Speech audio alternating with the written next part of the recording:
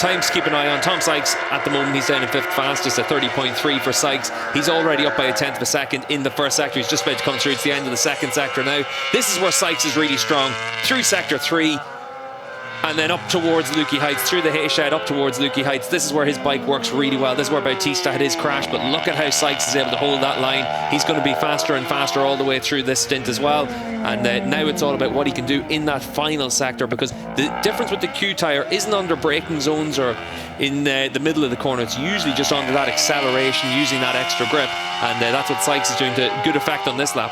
Final 2 turns then for Tom Sykes, the 2013 world champion in his second season with BMW. Coming towards the line then in this Superpole session. He's well and truly up after the first 3 sectors. What about sector 4? Blitz is the previous best lap of this session. It's a 1 minute 29.230. Tom Sykes lays down the gauntlet with a new all-time lap record here in Phillip Island. Yeah, and what's amazing is Sykes found so much time in that final sector as well. That's really impressive stuff from the BMW rider. He has, of course, had pole positions on that bike in the past. So it's Tom Sykes who leads us then by 0.8 of a second now over Jonathan Rea. What other times might tumble on this particular lap? Well, Redding's lost a lot of time in that middle sector. He had been slower than Sykes at the first half of the lap, but lost a lot of time in sector 3. Is he going to be able to get a second lap out of his Q tyre around Phillip Island? You can see for Redding, he didn't improve his lap time last time around. Now he's into that last chance to be able to try and find that time.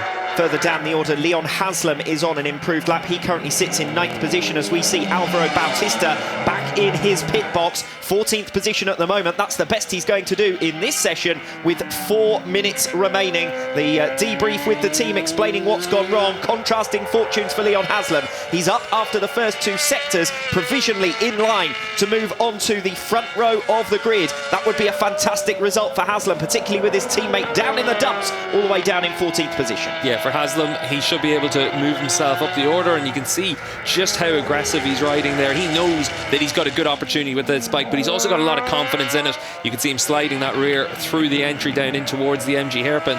So for Leon Haslam now, let's see how much time he can find with the Q tyre. His last time was a 30.4, so you definitely would expect to once again see him vault up the order, and this will give us a good idea of what to expect for the other riders with that Q tyre as well. Leon Haslam has already been on the front row of the grid here in Phillip Island on 3 occasions. Can he make it 4 here in 2020? Drives for the line and moves second. So it's Sykes, Haslam, Rea provisionally on the front row of the grid. 0.6 of a second down on Tom Sykes for Leon Haslam. Enough though to move up into second position. The question now is, will the others be able to nick that place from him? There's several riders in line to do so. Jonathan Rea coming towards the line, might be the first to do so. He does indeed. Jonathan Rea up into second position. Scott Redding moves up into second place, so he was able to squeeze an extra lap out of that Q tyre up into second place then for him.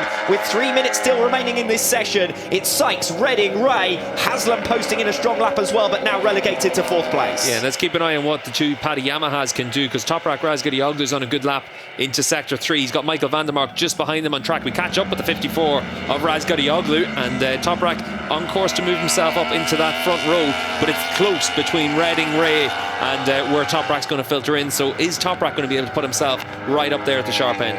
Toprak Razgadioglu yet to qualify on the front row of an SBK grid, an average of just 11th on the grid over the last 2 seasons. Comes up towards the line and it's 4th position for Razgadioglu, but that's 2 places better than Michael Vandermark, who comes through in 6th position. Absolutely nothing to choose between the riders from 4th down to 6th places. Razgadioglu relegating Haslam down to 5th place, up into 4th for him. Yeah, Sykes really good in that final sector. That's where he's been able to just hold his advantage to the rest of the field. This is where Baz is struggling. Baz is using a 2019 motor, so it doesn't have that top speed of some of the other Yamaha riders. So he's going to lose out in this final sector, you'd imagine. You can see how aggressive he has to ride in that final sector, but he should still be able to move himself up into 7th spot there for Baz. That's not bad on the 3rd row of the grid, but behind him we still have a couple of riders out on laps. Alex Lowe's and Eugene Laverty were the last 2 riders to leave the pits, so we haven't seen what they can do in the Q tyre yet. Alex Lowe's has been 4th or 5th in each of his 6 Superpoles around this circuit,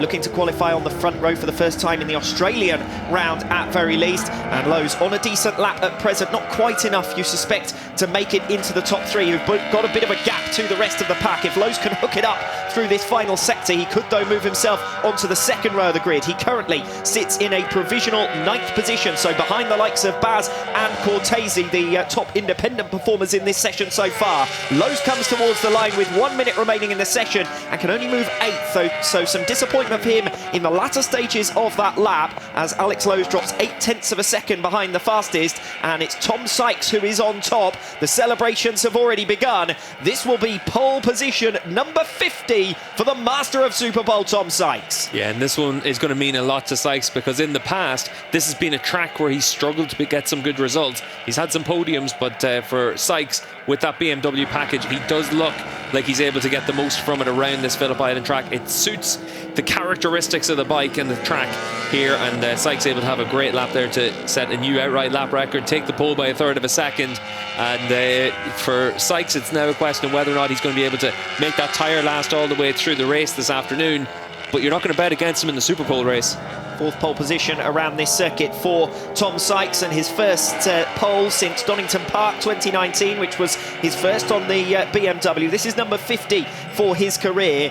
Scott Redding and Jonathan Ray will complete the front row for race number 1 later on here today. The second row of the grid will read Toprak Razgatlioglu, Leon Haslam and Michael van der Mark.